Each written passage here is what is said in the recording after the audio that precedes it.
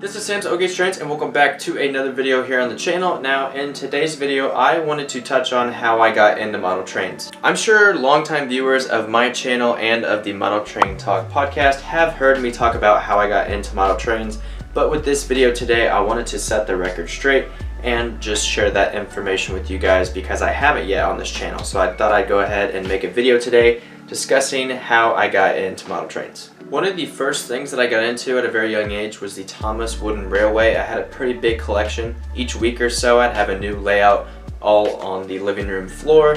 At the end of the week I did have to pick it up, but that next week I would get them right back out again and develop a new layout. During my Thomas collection phase, I actually remember getting a Thomas table. I no longer had to store my wooden railway trains in buckets. I now had a table to set up a small little layout and have a lot of storage for them. I actually remember bringing that table home and being very excited about it.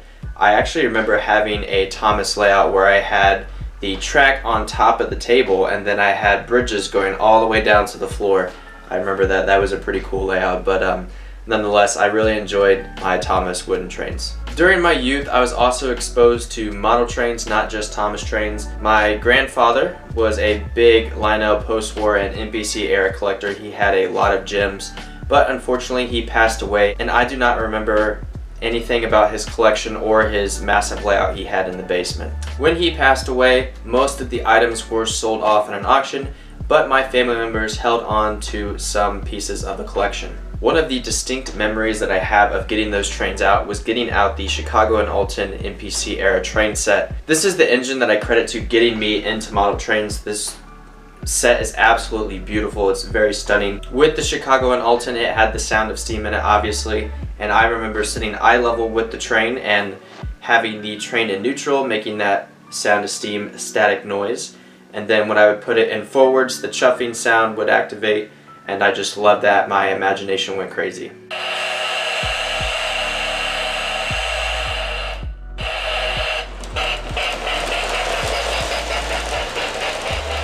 As time went on, I slowly grew out of my Thomas Wooden Railway trains, but I still occasionally ran my grandfather's trains around Christmas time. After a couple years of getting my grandfather's trains out for Christmas and then having to put them away afterwards, I kind of wanted to start saving my money for my own train. When I was saving up for my first model train set, I would look through catalogs like this one, the Lionel ones and the MTH ones, when MTH was still producing magazines and that sort of thing.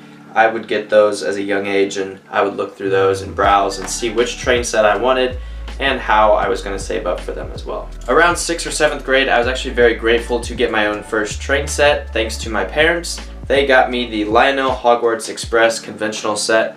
This set was really cool, and at the time I was into Harry Potter, so this was even better. Now, me being young, I did accidentally burn the smoke unit out on this, and over time while running this train, the light bulb did burn out. But nonetheless, it's still nice to even see your first train set out and again. Filming this video has allowed me to see my first train set again and run it around the layout a bit, so that's been really fun.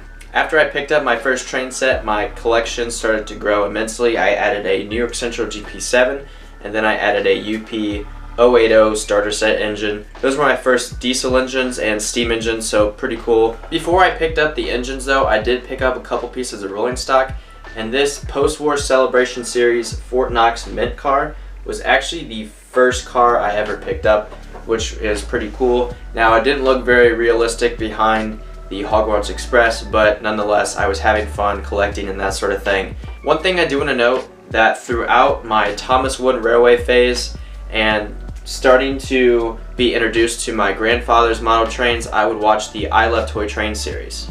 Alright, that's the video, guys. Hope you enjoyed my story about how I got into model trains. Standing here in front of my layout, it's really cool to see how far I've come, even though I have a small layout and a smaller collection than most. But nonetheless, I love running my post-war and NBC engines, and occasionally I like to get out my starter set, such as my Hogwarts Express set here. And it's really fun, and I've enjoyed the journey so far. I still plan to share my model train journey and record and share those videos on YouTube.